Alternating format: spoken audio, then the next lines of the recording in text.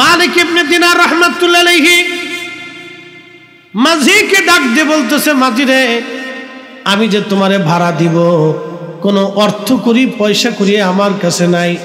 মাঝি ডাক দেখায়, বেটা ভগিযোগি শুরু করছো, যদি টাকা না দিতে পারো ঘাড় ধাক্কা দিয়ে আজকে নদীর মধ্যে ফেলে দিব। ঘাড় ধাক্কা দিয়ে নদীর মধ্যে ফেলে দিব, তাড়াতাড়ি বেটা টাকা দে। মালিক ইবনে দিনার রাহমাতুল্লাহ আলাইহি বলতেছে, আল্লাহর বান্দা, আমি দিনহীন মুসাফির, আমার কাছে কোনো পয়সা করি নাই, আমার কাছে কোনো অর্থ নাই যে আপনাকে ভাড়া দিব। তখনও ওই মাঝি ডাক দেখায়, না, যদি টাকা না দাও তোমাকে আজকে ঘাড় ধাক্কা দিয়ে নদীর মধ্যে কিন্তু তোমারে ফেলে দেব। এমন সময় মালিক ইবনে দিনার খুব চিন্তিত। মালিক ইবনে দিনার রাহমাতুল্লাহ আলাইহি খুব চিন্তিত, ডাক দিয়ে বলতেছে, হে মাঝি, আমার কাছে কোনো পয়সা নাই। মাঝি মানে না। তখন মালিক ইবনে দিনার আর স্থির থাকতে পারেন নাই, তিনি নদীর মধ্যে তিনার হাত বিছাই দিয়েছেন, হাত পেতে দিয়েছেন। যখন নদীর মধ্যে হাত বাড়াই দিয়েছে, আমার আল্লাহ ডাক দেখায়, ও মাছেরা, তোমরা নদীর মধ্যে যত মাছ আছো প্রত্যেকের মুখের মধ্যে করে একটা করে স্বর্ণ মুদ্রা নিয়া আমার মালিকের ইজ্জত বাঁচানোর জন্য তোমরা দাঁড়ায় যাও। তোমরা ওই মাঝিরে মালিকের পয়সা নৌকার ভাড়া দিয়ে আসো। একবার জোরে বলা যাবে আল্লাহু আকবার। মালিক ইবনে দিনার হাত পাচ্ছে, হাজার হাজার মাছ নদীর চারপাশে এসে ঘিরে ধরে দাঁড়াইয়া মুখের মধ্যে করে একটা করে স্বর্ণ মুদ্রা নিয়ে দাঁড়ানো। মালিক ইবনে দিনার ডাক দেখে, মাঝি, যত পয়সা লাগে তুমি আজকে তোমার নৌকার ভাড়া নিয়ে নাও। দেখো মাঝি, মাছেরা আজকে মুখে করে স্বর্ণ মুদ্রা নিয়ে আসছে। মাঝি কদম মুবারকের মধ্যে পড়ে যায়, বলতেছে, হুজুর, আমরা আপনার চিনি নাই, ভুল হয়ে গেছে, ক্ষমা করে দেন, আপনারে নদী পার করে দিব, একটা পয়সাও নেব না। এই ওলি আল্লাহর বাংলাদেশ, শহীদ গাজীর বাংলাদেশ, রহম করো আল্লাহ, রহম করো আল্লাহ। এই শাহজালালের বাংলাদেশ, শাহপরানের বাংলাদেশ, রহম করো আল্লাহ, রহম করো আল্লাহ। এই মালিক ইবনে দিনার উনি বলতেছেন, হজ করার পরে আমি আল্লাহর দরবারে ডাক দিয়ে বললাম, আল্লাহ, আপনি মেহেরবানি করে আমারে জানায় দেন এই বছর কার হজ হয়েছে, কার হজ হয় নাই, আপনি দয়া করে আমারে আজকে বলে দেন। রাত্রিবেলা ঘুমায় রয়েছেন মালিক ইবনে দিনার, স্বপ্নের মধ্যে দেখতেছে আল্লাহ ডাক দেখা, মালিক রে, সবার হজ আমি আল্লাহ কবুল করছি, সবার জীবনের গুনাহ আমি আল্লাহ মাফ করে দিয়েছি, কিন্তু একজনের হজ আমি আল্লাহ কবুল করি নাই, একজনের গুনাহ আমি আল্লাহ মাফ করি নাই। মালিক ইবনে দিনার চিন্তায় পড়ে গেলেন, ওই লোকটা কি আমি নাকি অন্য কেউ? সারা রাত ঘুমাইতে পারেন নাই, যদি আল্লাহ আমার হজ কবুল না করে আমি মালিক ইবনে দিনারের জীবন বরবাদ হয়ে যাবে। আল্লাহর ওলি যারা ছিলেন তারা হর হামেশা আল্লাহকে ভয় পাইতেন, আল্লাহকে ডরাইতেন, আল্লাহর ভয় অন্তর, তাদের অন্তরগুলি প্রকম্পিত হইতো। সারা রাত্র মালিক ইবনে দিনার ঘুমান নাই, চিন্তায় পড়ে গেলেন। পরের দিন রাত্রিবেলা আবার ঘুমিয়ে রয়েছে। স্বপ্নের ঘরে আল্লাহ ডাক দিয়ে বলতেছে, মালিক, সবার জীবনের গুনাহ মাফ করছি, সবার হজ আমি আল্লাহ কবুল করছি, তোমারটাও করছি, তুমি চিন্তিত হইও না রে মালিক, কিন্তু যার হজ কবুল করি নাই তার নাম মুহাম্মদ ইবনে হারুন সমরকন্দি।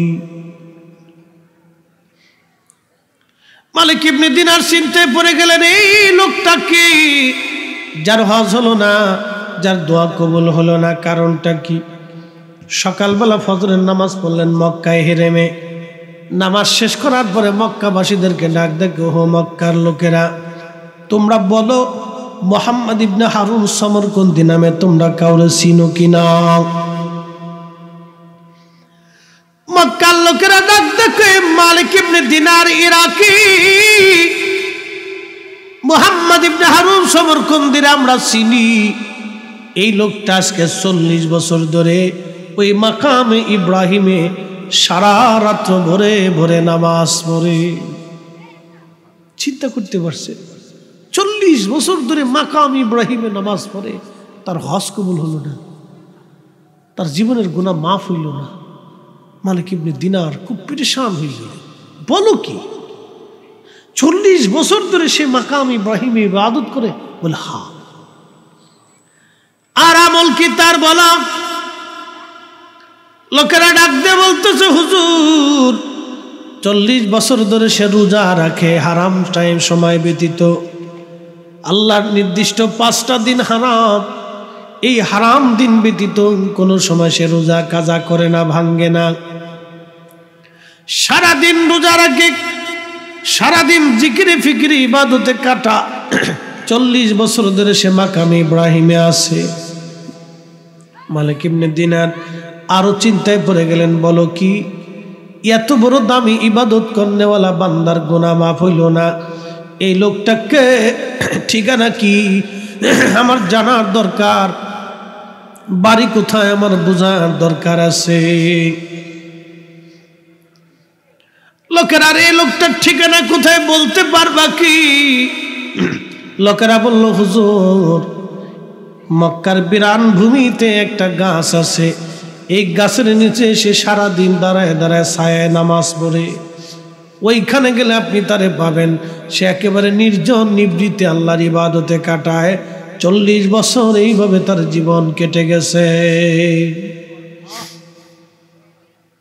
তো মালিক ইবনে দিনার খুব চিন্তায় পড়ে গেলেন যে তার হজ হয় না, তার দোয়া কবুল হয় না, লোকটাকে দেখার দরকার, জানার দরকার, কিছু কথা বলার দরকার।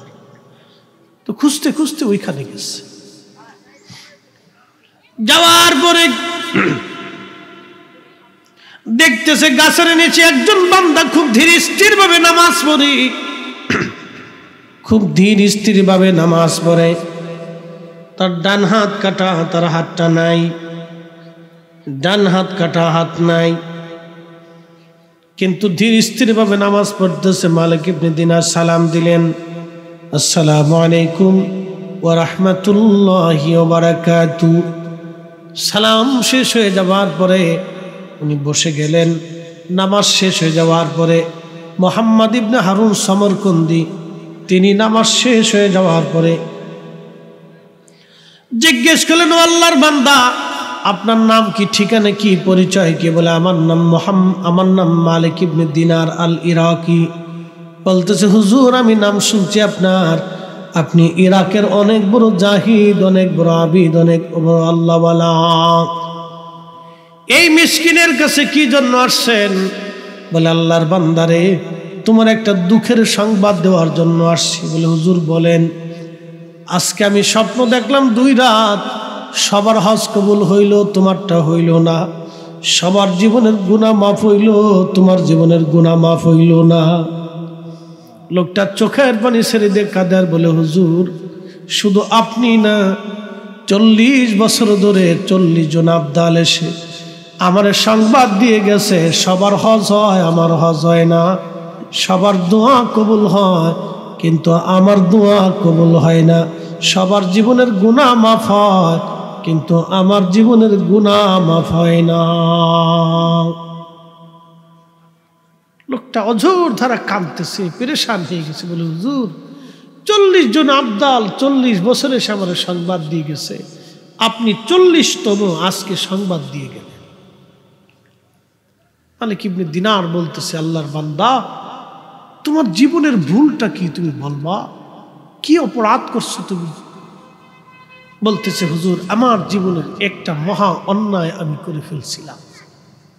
আমি মদও পাইছিলাম, নেশাগ্রস্ত ছিলাম, নেশায় আসক্ত ছিলাম, প্রতিদিন আমি নেশা করতাম। আমি অঢেল সম্পদের মালিক ছিলাম, প্রত্যেক দিন নেশা করতাম।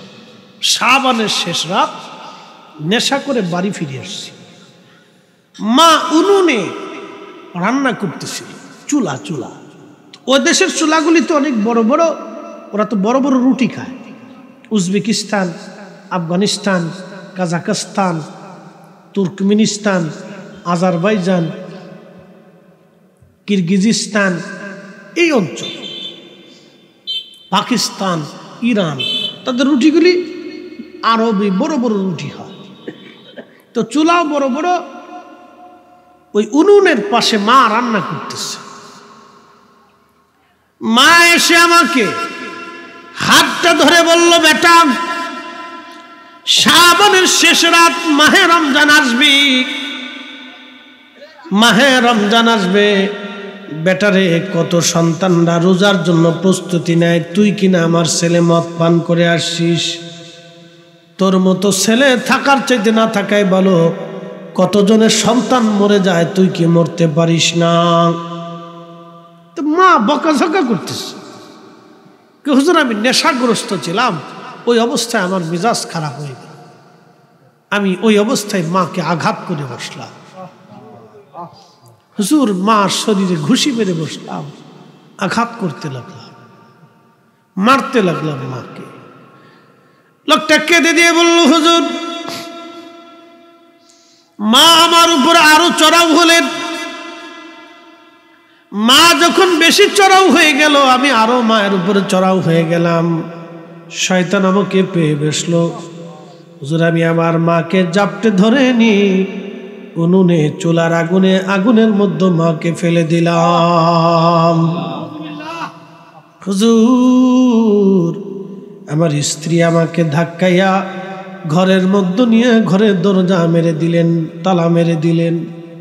আমার নেশার ঘোর কেটে গেল। সকালবেলা ঘুম থেকে উঠার পরে আমি স্ত্রীকে ডাক দিলাম। স্ত্রী কর্কশ ভাষায় বলল, তোমার মতো নাফরমানের সঙ্গে আমি আর কখনো সংসার করব না, আমি চলে যাব। আমি বললাম, কারণ কি? বলতেছে, কালকে রাত্রি নেশার ঘরে তুমি তোমার মাকে জীবন্ত আগুনের মধ্যে ফেলে হত্যা করে ফেলছো। তোমার মতো নাফরমানের সঙ্গে আর আমার থাকার সুযোগ নাই। আমি বললাম, বলো কি? বলে, হ্যাঁ। ঘরের দরজা ভেঙ্গে বের হয়ে গিয়ে উনুনে চুলার কাছে দৌড়ায় যে দেখি, হুজুর, মা দুনিয়াতে নাই। মা আগুনের মধ্যে পুড়ে মা কয়লা হয়ে গেছে। হুজুর, আমার হুশ ফিরে আসলো। হা, করলাম কি? কত বড় জীবনের সর্বনাশ আমি করছি। আহা, এত বড় অপরাধ আমি করে ফেললাম। এই অপরাধের ক্ষমা কি কোনোদিন আমার হবে? এত বড় অন্যায় আমি করছি। হুজুর, আমি আমার মাকে দাফন কাফন করলাম। আমার ৮,০০০ স্বর্ণ মুদ্রা ছিল তৎকালীন জমানায়, বর্তমানে কয়েকশো কোটি টাকা হবে। সব স্বর্ণ মুদ্রাগুলি আমি আল্লাহ রাস্তায় দান করে দিলাম, যদি আল্লাহ আমারে মাফ করে দেয়। আমার ১২ জন দাসী বাদী ছিল, সবাইকে আমি আজাদ করে দিলাম, যদি আল্লাহ মাফ করে দেয়। আমার সমস্ত জমি জমা সন্তানগুলি যা দান করে দিলাম, যদি আল্লাহ মাফ করে দেয়। স্ত্রী থেকে জুদা দিলাম, তালাক নিলাম। তালাক নিয়ে আমি মাকাম ইব্রাহিমে আসার আগে আপনি আমার ডান হাতটা কাটা দেখতেছেন। এই হাতটা দিয়ে মারছিলাম, আমি বাম হাত দিয়ে কুড়াল দিয়ে কুবাই আমি ডান হাত কেটে ফেলে দিয়েছি, যদি আল্লাহ আমারে মাফ করে দেয়। 40 বছর ধরে মাকামে ইব্রাহিমে নামাজ পড়ি,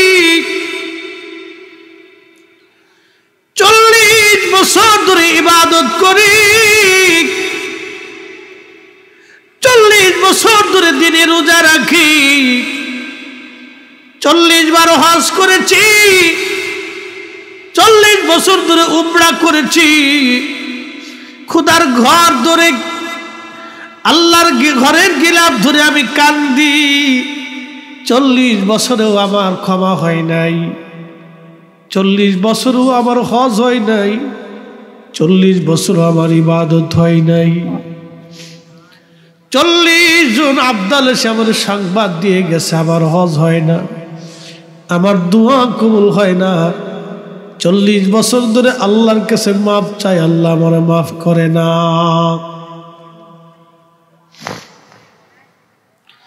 মালিক ইবনে দিনার মুখের মধ্যে হাত দিয়ে গুনগুন করে কাঁদে আর বলে, আল্লাহর বান্দারে, জীবনে কত বড় সর্বনাশ তুই করছো তুমি জানো?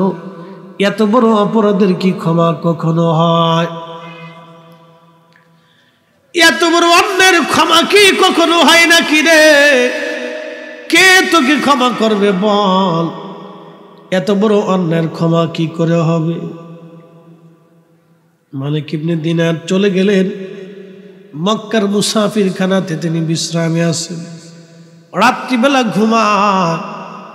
আর ওই যে মুহাম্মদ ইবনে হারুন সমরকন্দি অবস্থায় হাত বাড়াই দিচ্ছে আল্লাহর দরবারে, মক্কার বিরান ভূমিতে আকাশের দিকে হাত বাড়াইয়া আজকে অঝর দ্বারায় চোখের পানি ছেড়ে ছেড়ে কাঁদে বলে, রব আপনি তো বিপদ অপসারণকারী, মুসিবত দূরকারী, আপনি তওবা কবুলকারী, আপনি ক্ষমাকারী, ক্ষমা করাকে আপনি তো ভালোবাসেন। আপনি নিজে বলছেন আল্লাহ 40টা বছর ধরে অপরাধের জন্য আমি কাঁদতেছি, আল্লাহ তোমার দরজা থেকে যদি ফিরাও আমি কোন দরজায় হাত বাড়াবো? আল্লাহ, ইমাম জৌজি লিখতেছেন, দু হাত বাড়াইয়া খুব বিনয়ে বিনয়ে কাঁদতেছে। 40 বছরের কান্না থেকে আজকের কান্নাটা ছিল সবচেয়ে বেশি বিনয়, খুব অনুনয়ে বিনয়ের সাথে দীর্ঘ সময় সে কাঁদতেছে, ইয়া রব আমি তো একটা ভুলের জন্য 40 বছর ধরে মাপ চাচ্ছি আল্লাহ, 40 বছর ধরে ক্ষমা চাচ্ছি আল্লাহ, 40 বছর ধরে মাপ চাইতেছি আল্লাহ, তুমি যদি ক্ষমা না করো আমি কোথায় যাব আল্লাহ? তোমার বান্দা কোথায় যাবে আল্লাহ? 40 বছর ধরে ক্ষমা চাইতেছি আল্লাহ। এই 40 বছরের ক্ষমা, 40 বছর ধরে ক্ষমা চাইতেছি, এইভাবে বিনয়ে বিনয়ে মালিক ইবনে দিনার রাহিমাহুল্লাহ বলেন, আল্লাহর বান্দা বিনয়ে বিনয়ে বিনয়ে বিনয়ে মাপ চাইতে লাগলো। রাত্রিবেলা ঘুমিয়ে আসি, স্বপ্নের করে দেখতেছে রাহমাতুল লিল আলামিন নবীজি তশি বানছে মালিক ইবনে দিনারের ঘরে। একবার জোরে বলা যাবে কি মারহাবা? আল্লাহর নবী তশি বানলেন, ডাক দেখো মালিক ইবনে দিনার, কে তোমাকে আল্লাহর বান্দাকে আল্লাহর রহমত থেকে জুদা করতে বলছে? কে তোমাকে বলছে আল্লাহর বান্দারে আল্লাহ ক্ষমা করবে না? তুমি কেন বলছো তার ক্ষমা হবে না? যাও সামারকন্দিরে যায় বলো আল্লাহ তার জীবনের অপরাধকে মাফ করে দিছে। একসাথে বলবেন সুবহানাল্লাহ। প্রিয় উপস্থিতি, এই পৃথিবীতে আল্লাহ রাব্বুল আলামিন আমাদেরকে পাঠিয়েছেন, আল্লাহর একটা উদ্দেশ্য আছে। আমরা দুনিয়াতে আসছি, আমাদের একটা উদ্দেশ্য আছে। যিনারা মাহফিল সাজাইলেন তিনাদের একটা উদ্দেশ্য আছে, যারা মাহফিলে টাকা দিলেন তাদের একটা উদ্দেশ্য আছে। উদ্দেশ্যবিহীন দুনিয়ার কোনো মানুষ পাগল ছাড়া কেউ ঘুরতে পারে না। সবার একটা উদ্দেশ্য আছে, সবার জীবনের একটা লক্ষ্য এবং উদ্দেশ্য থাকে। আপনারা যারা পীর মুর্শিদের কাছে বায়াত নেন তাদের একটা উদ্দেশ্য হয়। আপনি স্কুল কলেজে মাদ্রাসায় পড়েন, আপনার জীবনের একটা উদ্দেশ্য আছে। আল্লাহ মানব জাতি বানাইলেন, আল্লাহর উদ্দেশ্য কি? আল্লাহ পাক বলেন, ওয়ামা খালাকতুল জিন্না ওয়াল ইনসা ইল্লা লিয়াবুদুন।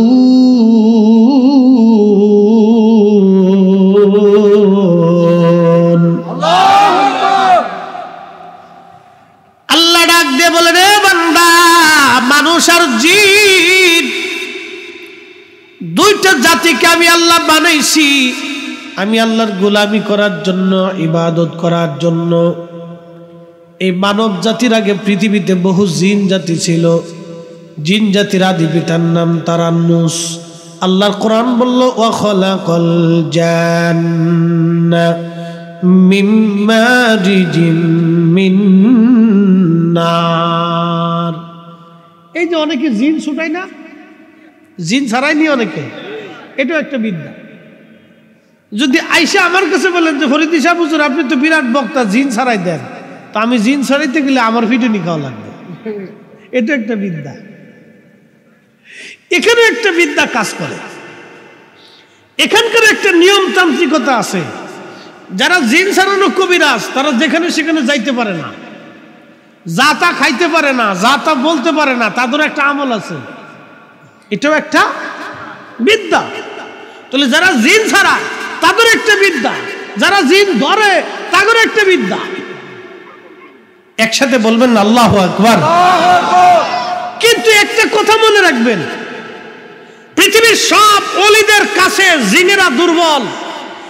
আমরা যেমন ওলিদের দরবারে যাইয়া ওলিদের দপ্তরে বসি, বায়াত নেই, পৃথিবীর বহু জিনেরা আল্লাহর ওলিদের কাছে বায়াত নিয়ে দিন শিখে। একসাথে বলবেন না আল্লাহু আকবার। আল্লাহর কোরআন বলতেছে ওয়া খালাকাতুল ওয়া খালাকাল জান্না মিন মারিজিম মিন নার। আল্লাহ বললেন আমি জিন জাতি সৃষ্টি করলাম আগুনের শিখা থেকে। আগুনের শিখা দিয়ে আমি জিন জাতি বানাইলাম। মোমবাতি জ্বালানোর পরে হলুদ একটা আগুন দেখবেন, তারপরে একটা আগুন দেখবেন, এটা আপনার সবুজ সবুজ আকাশি কালার। এই আগুনের পরে আপনি একটা ধোঁয়া দেখবেন যেটা সাধারণত দেখা যায় না। এই ধূম্রকুণ্ড দিয়ে আমার আল্লাহ পাক জিন জাতি বানাইলেন। এই জন্য জিন জাতি দেখা যায় না।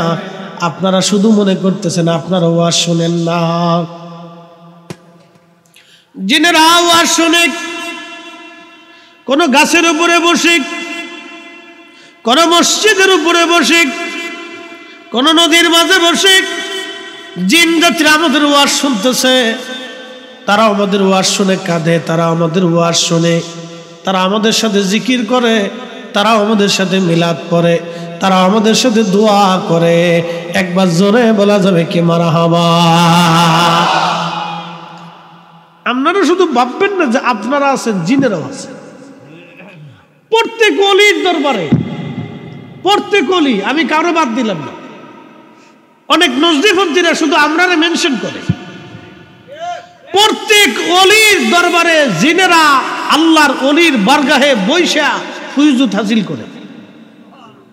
একসাথে বলবেন না মারহাবা। প্রত্যেক ওলির দপ্তরে জিনেরা বায়াত নেয়। পৃথিবীর নামি দামি জিনরা আল্লাহর ওলিদের মুহতাজ হয়ে বসে থাকে।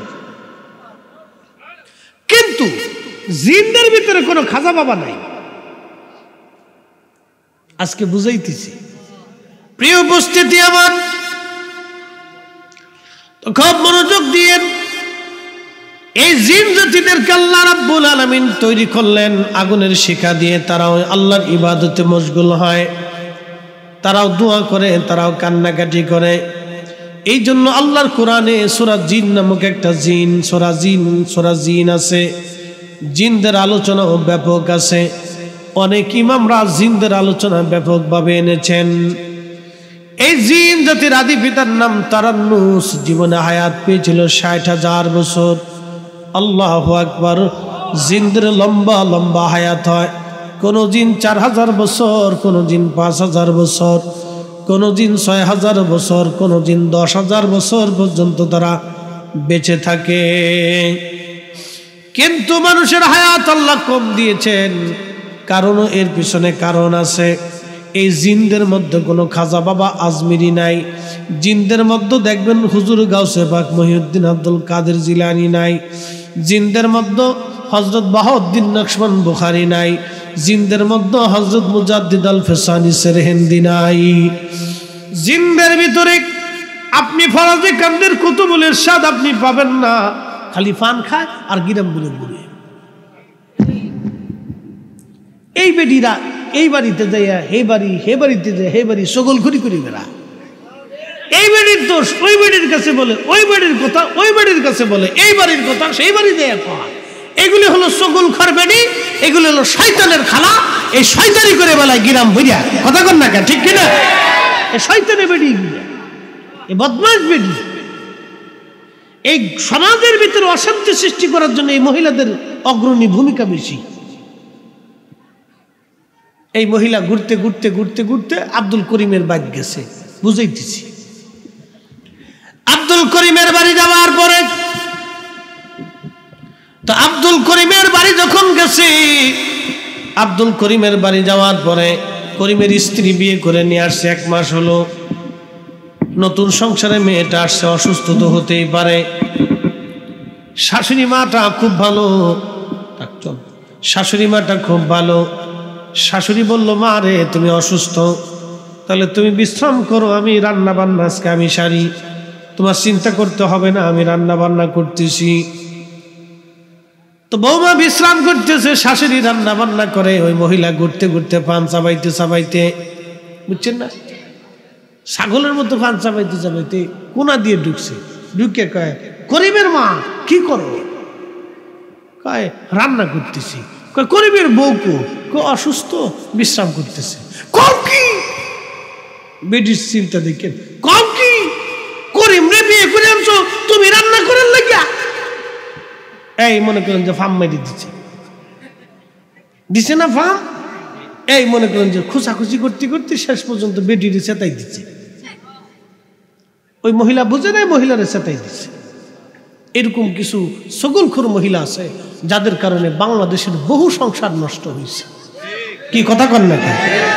এই ধরনের সগলখোর নারীর জন্য বহু সংসার নষ্ট হয়েছে বাংলাদেশে। আল্লাহ রসুল বলছেন, এই চগলখোরদের কবরের ভিতরে সবচেয়ে কঠিন এবং জটিল আযাব।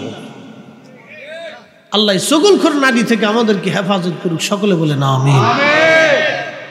কষ্ট হইতেছে আপনাদের?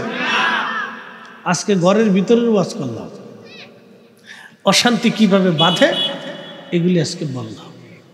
বলে হুজুর চাঁদপুরে এসে এই ওয়াজ করলেন কে? বাংলাদেশের পরিসংখ্যানে সবচেয়ে বেশি তালাকের সংখ্যা চাঁদপুরে। এটা আমি বলিনি, এটা পরিসংখ্যানে বলছে, সাংবাদিকরা এটা তৈরি করছে। পরিসংখ্যান বলতেছে চাঁদপুরে বেশি তালাকের সংখ্যা। আচ্ছা আপনাদেরকে একটা কথা বলি, তালাক কি বেশি হওয়া কি ভালো লক্ষণ? এটা কিয়ামতের আলামত, কিয়ামতের। শোনেন, তালাক হয়ে গেলেই যে সংসার টিকে গেল, অনেক নারী মনে করে যে তালাক হলে অসুবিধা কি, আমি আবার বিয়ে করব। অনেক পুলা মনে করে যে তালাক দিলে অসুবিধা কি, আমি আবার বিয়ে করব। শোনেন, বিয়ে তো করবেন কিন্তু সুখ কোথায় পাবেন? বিয়ে তো ঠিকই করবেন কিন্তু সুখ পাবেন কোথায়? সুখ খুঁজতে হবে না আপনাকে। এই স্বামী স্ত্রীর এই বিয়ে থাকা কি কোনো ছেলে খেলা নাকি, পুতুল খেলা নাকি যে আজকে খেললেন কালকে ভেঙে দিবেন? আমার দিকে তাকান, আমার পরিচয় আমার বাবা মা দিয়ে, আর আমার বাবা মার বৈবাহিক পবিত্র বন্ধনের মাধ্যমে আমি আমার বাবা মার পরিচয় পেয়েছি, আমি বৈধ সন্তান। কি কথা কন না কেন? শোনেন, স্বামী স্ত্রীর তালাক হয়ে যাওয়ার পরে ছেলে ওই স্বামী স্ত্রীর অসুবিধা না হলেও সবচেয়ে প্রথম এফেক্টটা, ধাক্কাটা বাচ্চাদের মগজের মধ্যে পড়ে। শুধু ঠিক না, আমি আপনাকে বুঝাচ্ছি, শেষ পর্যন্ত এই বাচ্চা তার বাবা মাকে পর্যন্ত কি বিশ্রী ভাষায় গালিগালাজ করে বড় হওয়ার পরে, এবং কত অকথ্য, এবং ওই বাবা মার প্রতি তাদের ধ্যান ধারণাটা এতটাই নেগেটিভ পর্যন্ত আসে যে পারলে খুন পর্যন্ত করে ফেলবে। এত পরিমাণ নেগেটিভ পর্যন্ত চিন্তা সন্তানের মগজে আসে শুধু তাদের একটা ভুলের জন্য। ওই বাচ্চাদের কলিজা পর্যন্ত এফেক্ট করে। অতএব তালাক হবে এই চিন্তা করবেনই না। যতদূর সম্ভব আপনারা এটাকে মেসিং করে দিবেন, যতদূর সম্ভব হাজার আপ্রাণ চেষ্টা করবেন যে কোনো স্বামী স্ত্রীর যাতে বিচ্ছেদ না হয়। এটার মেসিং করে দেওয়ার চেষ্টা করবেন, তালাক যাতে কখনো না হয়। এই কথাটা আপনারা মনে রাখবেন। প্রিয় বন্ধুগণ আমার, আলোচনা করতে করতে অনেক দূর পর্যন্ত চলে আসছি। আল্লাহু আকবার। আপনাদেরকে জিনদের নিয়ে ওয়াজ করতে যাইয়া ফ্যামিলি পর্যন্ত চলে গেলাম, এগুলি বুঝার দরকার। আল্লাহর নবী বলেন, উম্মত কিয়ামতের ৭২টা আলামত আছে, তার ভিতরে একটা আলামতের নাম হলো ওয়াদাউল আমানা, আমানতের খেয়ানত হবে। ২ নম্বর আলামত, মানুষ নামাজকে হত্যা করে ফেলবে, নামাজ ছেড়ে দিবে। ৩ নম্বর আলামত, সন্তান পিতা মাতাকে পর মনে করবে, পিতামাতার খেদমত তারা করতে চাবে না। ৭ নম্বর আলামত, স্বামী স্ত্রীর তালাকের সংখ্যা বহুগুণে বেড়ে যাবে। এই পশ্চিমা সংস্কৃতি আমাদের দেশে ঢুকতেছে দিন দিন। পশ্চিমারা বিয়ে করার আগে বাচ্চা কাচ্চা হয়, নাউজুবিল্লাহি মিন জালিক। এই জন্য তারা বাবার পরিচয় বড় হয় না, তাদের পরিচয় আগে মায়ের পরিচয় হয়। আমরা মুসলিমদের পরিচয় বাবার পরিচয়। কি কথা কন না কেন, ঠিক কিনা? আমরা বাবার বৈধ সন্তান বিদায় বাবার পরিচয় হয়, পশ্চিমাদের পরিচয় হয় মার পরিচয়, কারণ তাদের বাচ্চা কাচ্চা বিয়ে হওয়ার আগেই হয়ে যায়। এই সমাজ যদি আমার দেশে আসে তাহলে মনে করবেন এ দেশে আর কিচ্ছু থাকবে না, শুধু জেনা আর জেনা, জেনা আর জেনা, জেনা আর জেনা। এই সমস্ত বেহাপনা দিন দিন দিন দিন আমার সমাজে ঢুকতেছে।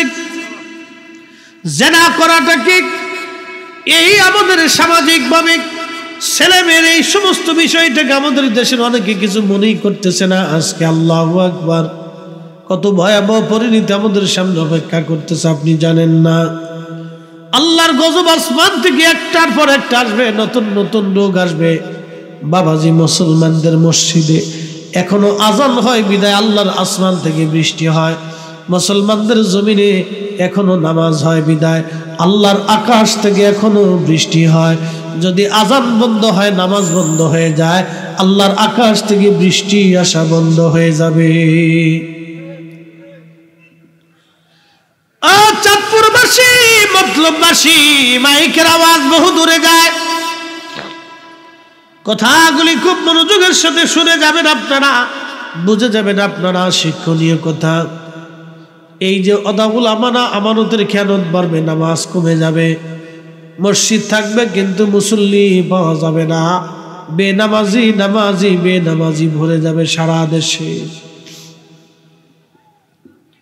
সন্তান পিতামাতা থেকে জুদা হয়ে যাবে। তার বাস্তব প্রমাণগুলি যত দিন যাচ্ছে, বৃদ্ধাশ্রম তত বাড়তেছে, বৃদ্ধাশ্রম তত বাড়ে, যত দিন যায় বৃদ্ধাশ্রম তত বাড়তেছে, যত দিন যায় বৃদ্ধাশ্রম তত বাড়তেছে। সন্তান বাবা মার খেদমত করবে না, বাবা মা থেকে জুদা হয়ে যাবে। আল্লাহ নবী রমজানে প্রথম মিম্বরে কদম রাখলেন, নবীজি বলেন আমিন। দ্বিতীয় মিম্বরে কদম রাখলেন, আল্লাহর নবী বলেন আমিন। তৃতীয় মিম্বরে কদম রাখলেন, নবীজি বলেন আমিন। সাহাবীরা বলেন ইয়া রাসূলুল্লাহ, আপনি ৩ মিম্বরে ৩ বার কদম রাখলেন, আমিন বললেন। আমিন বলার কারণ আমরা বুঝলাম না, দয়া করে বলবেন কি জন্য আপনি আমিন বলেছেন? আল্লাহ নবী ডাক দিয়ে সাহাবীরা, আমি আমিন বললাম। জিবরাইল আমিন এসে বলল ইয়া রাসূলুল্লাহ, আপনি নবীজির নাম শোনার পরে যে দুরূদ পড়ল না সে ধ্বংস হয়ে যাক। আপনি নবীর নাম শুনলো কিন্তু দুরূদ শরীফ পড়ল না, সে ধ্বংস হয়ে যাক, ধ্বংস হয়ে যাক। এর অর্থ হলো দুরূদের গুরুত্ব কত। নবীজির নাম শোনার পরে দুরূদ না পড়লে ওই উম্মত ধ্বংস হয়ে যাবে, ধ্বংস হয়ে যাবে, তার আখিরাত বরবাদ হবে, আখিরাত বরবাদ হয়ে যাবে। তার মানে আমার নবীর দুরূদের বরকত এতই অপরিসীম। আজকে এই দুরূদ যারা বন্ধ করে দেওয়ার জন্য উঠে পড়ে লাগছে, এই সবগুলি হলো শয়তানের দালাল। কথা বুঝেন নাই মনে হয়, আমি পরিষ্কার করে বলতেছি। নবীজির নাম শোনার পরে যে দুরূদ পড়ল না, আল্লাহ রাসূল বলছেন সে ধ্বংস হোক, তার আখিরাত বরবাদ হোক। তাহলে এই দুরূদের বরকত কত পরিমাণে একটু চিন্তা করেন। এই দুরূদ আজকে বন্ধ করে দেওয়ার জন্য যারা উঠে পড়ে লাগছে, এই সব শয়তানের দালাল। কথা বলেন ঠিক না বেটি? আমরা বললেই তো অনেকে বলবে হুজুর বেদাতি কথা বলতেছে, বিশৃঙ্খল করার কথা বলতেছে। না বাবা, দুরূদ আগেও ছিল, এখনো আছে, আগামীতেও চলবে। যেই মজলিসে নবীর দুরূদ হয় না, ওই মজলিসের 4 পয়সা মূল্য নাই। যে দুয়াতে নবীর দুরূদ হয় না, ওই দুয়ার মূল্য নাই। যে ইবাদতের পরে দুরূদ হয় না, ওই ইবাদতের মূল্য নাই। এই জন্য দুরূদ শরীফ ছাড়া কোনো দোয়া হবে না। এই জন্য আমরা যখন মানুষের দাওয়াত দেই, মিলাদ শরীফ মানে নবীর দুরূদ ও সালাম, আল্লাহর নবীর দুরূদ ও সালাম করার পরে আমরা দোয়া করে দেই। কারণ যেই মজলিসে নবীর দুরূদ সালাম হয়, ওই মজলিস আল্লাহর দরবারে তাড়াতাড়ি কবুল হয়ে যায়। ঠিক কিনা? তাড়াতাড়ি কবুল হয়ে যায়। মতলববাসী মনোযোগ দিয়ে শুনিয়া যান। আল্লাহর নবী দ্বিতীয়বারে কদম মোবারক রাখলেন। নবীজি বললেন, সাহাবীরা রে, জিবরিল আমিন এসে বলল, ইয়া রাসূলুল্লাহ, যে মাহে রমজান পাইলো, কিন্তু মাহে রমজানে নিজের জীবনের গুনাহ মাফ করে নিতে পারলো না, সে ধ্বংস হয়ে যাক। আমি নবীজি আমিন বললাম। আমিন বলার সঙ্গে সঙ্গে সেটা কবুল হয়ে গেল। মতলববাসী 3 নম্বরে নবীজি বললেন, সাহাবীরা, জিবরিল আমিন এসে বললেন, ইয়া রাসূলুল্লাহ, যে পিতা মাতা পাইলো কিন্তু খেদমত করে, বাবা মার খেদমত করে জান্নাত নিতে পারলো না, সে ধ্বংস হয়ে যাক। যে বাবা মা পাইলো কিন্তু খেদমত করে জান্নাত নিতে পারলো না, সে ধ্বংস হয়ে যাক। যে বাবা মা পাইলো কিন্তু খেদমত করে জান্নাত নিতে পারলো না, সে ধ্বংস হয়ে যাক। মতলববাসী মনোযোগ দিয়া শুনিয়া যান। বিশ্ববিখ্যাত একজন আল্লাহর ওলি ছিলেন, তার নাম হযরতে মালিক ইবনে দিনার রাহমাতুল্লাহি আলাইহি। মালিক ইবনে দিনার, তিনি ইরাকে বাড়ি ছিল, অনেক বড় আল্লাহর ওলি। মালিক ইবনে দিনারের জীবনের একটা ঘটনা শোনাই। তা কষ্ট হচ্ছে আপনাদের? একসাথে বলেন তো আল্লাহু আকবার। আমরা কোনো কাসাস বললে অনেক বক্তারা বুঝি না, আমাদেরকে বলে গল্পবাজ বক্তা, সুরেলা বক্তা, খালি কিসসে গায়। এখন আপনাদেরকে একটা কথা বলি, কোরআন শরীফে 25 জন নবীর কিসসে, এটা কি আমরা বলছি না আল্লাহ বলছে?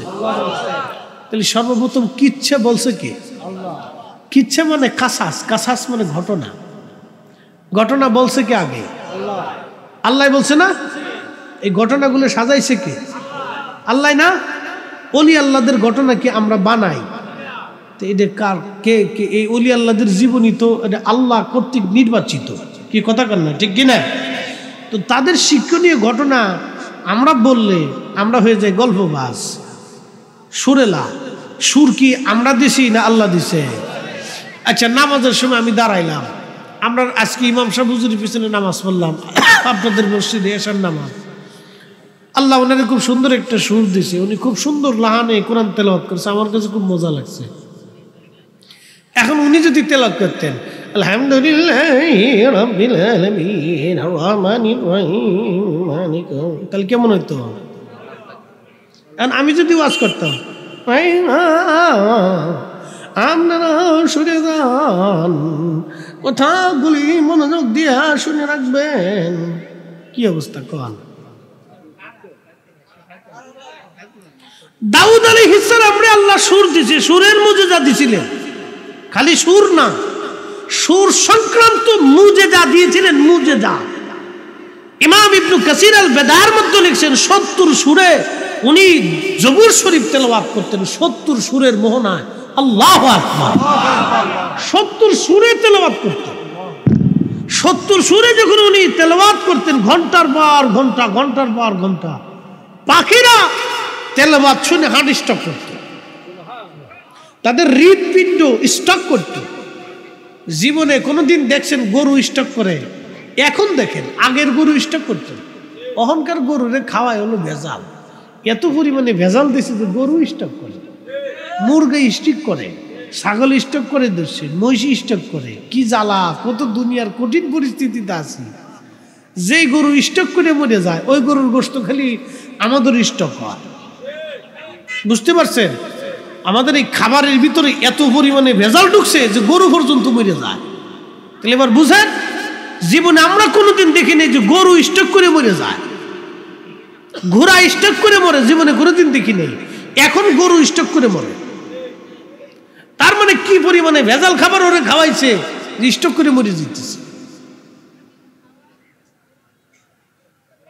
তো ওই সময়কার পাখিরা, পশুরা স্ট্রোক করে মারা যাইত, হৃদক্রিয়া যন্ত্র এটা স্টপ হয়ে যাইত সুরের মোহনা। একসাথে বলবেন না আল্লাহু আকবার। সুর কি আমরা দিছি না আল্লাহ দিছে? আল্লাহ দিছে। তাহলে ওয়াজও সুরে হবে, তেলাওয়াতও সুরে হবে, নবীর নাতও সুরে সুরে হবে। এখন যার ভালো লাগে না সে চলে যায়। কি কথা কন না কেন? আপনারা কি জোর করে শোনা পড়ছেন নাকি? আপনার ভালো লাগে না চলে যায়, আপনারা শুনাইতে হবে কেন? আপনার যদি সুর ভালো না লাগে তো চলে যান। খালি মানে অসাইলে যত সব শয়তানি আর কি। শোনেন, এগুলো হলো নাস্তিকদের এক ধরনের চক্রান্ত। আমার দেশের ওয়াজ নসিহত বন্ধ করার জন্য ওরা বিভিন্ন প্রকার উঠে পড়ে লাগছে। বুঝতে পারছেন? এই ওয়াজ নসিহত এটা আমাদের দেশের আবহমান কাল থেকে চলমান। এটা আমাদের দেশের একটা সংস্কৃতি, এটা আমাদের দেশের আনন্দ। এখান থেকে মানুষের অনেক কিছু শিকার আছে। সব বক্তায় যে খারাপ ওয়াজ করে তা তো না। 2-4-100 জনের ভিতরে 2-1 বক্তার বক্তব্য হয়তো ডান বাম হইতে পারে। কি কথা কন না? হইতে পারে। কিন্তু আমার দেশের বক্তা অধিক যারা আছে তারা কিন্তু সবসময় মানুষকে ভালো নসিহত করে, সুন্দর সুন্দর টপিকসের উপরে তারা আলোচনা করে মানুষকে বোঝানোর চেষ্টা করে। আচ্ছা আপনারা বলেন, আমি কি চাবো যে আমার ইজ্জত এখান থেকে নষ্ট হয়ে যাক? কখনোই না, অসম্ভব। আমি আমার সর্বাত্মক প্রচেষ্টা দিয়ে আপনাদেরকে ভালোটা শোনানোর চেষ্টা করতেছি, যাতে আপনারা ভালোটা শুনিয়ে বাড়ি পর্যন্ত যে আমল করতে পারেন এবং ওই কথার উপরে যাতে আমিও আমল করতে পারি। অনেকে আছে একজন বক্তা আর এক বক্তার পিছনে উঠে পড়ে লাগছে। এক বক্তা ভুল করলে আর এক বক্তা ওই ভুল রে ইন্টারনেটে ছেড়ে দিয়ে বুঝাবার চাই যে আমি বিরাট বড় হুজুর, বিরাট বড় মুফতি সাহেব। মুফতি সাহেবের ভুল ধরলে মুফতি সাহেব পেশাব করার রাস্তা খুঁজে পাবেন না। বহু মুফতি আছে ভুল ধরলে পেশাব করার জায়গা খুঁজে পাবে না। ভুল না আছে কার? 2-3 ঘন্টা কথা বললে একটা কথা ভুল হতেই পারে। কি কথা কন না কেন? হতে 10টা হাদিস বললে একটা জায়গা জের জবরে ভুল হতে পারে। 10টা আয়াত তেলাওয়াত করলে একটা জায়গা খাতা হতেই পারে। তো সেটারে আইনে, ট্রাফিক আইনে বড় করে দেখাইয়া তাকে অসম্মানিত করা, এটা তো মুসলমানের চরিত্র না। রাসূল করিম 23 বছর ওয়াজ করছে। একসাথে বলবেন আল্লাহু আকবার। কত বছর? 23 বছর আল্লাহর নবী ওয়াজ করছে। জীবনে কোনোদিন আল্লাহর হাবিবের জবান থেকে আবু জাহেলের দুর্নাম আসে নাই।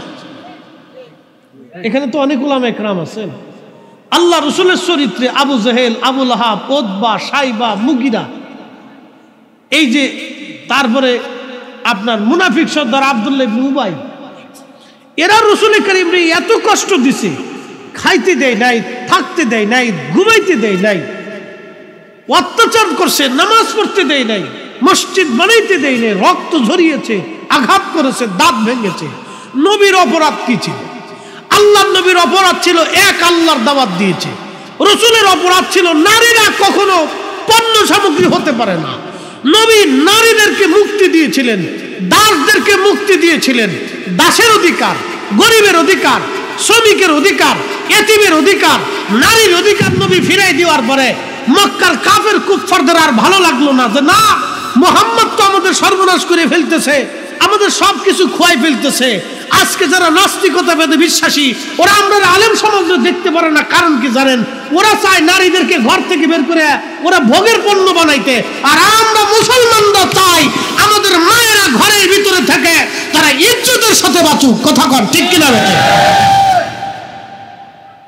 আমরা চাই এটা, আর ওরা চায় নারীদেরকে ঘর থেকে বের করে না ভোগের পণ্য বানাই দাও।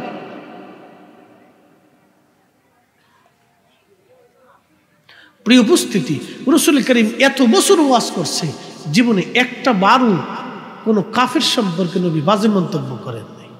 আল্লাহু আকবার! কি মহান চরিত্র ছিল, কি সুন্দর ওয়াজ ছিল আল্লাহ রাসূল।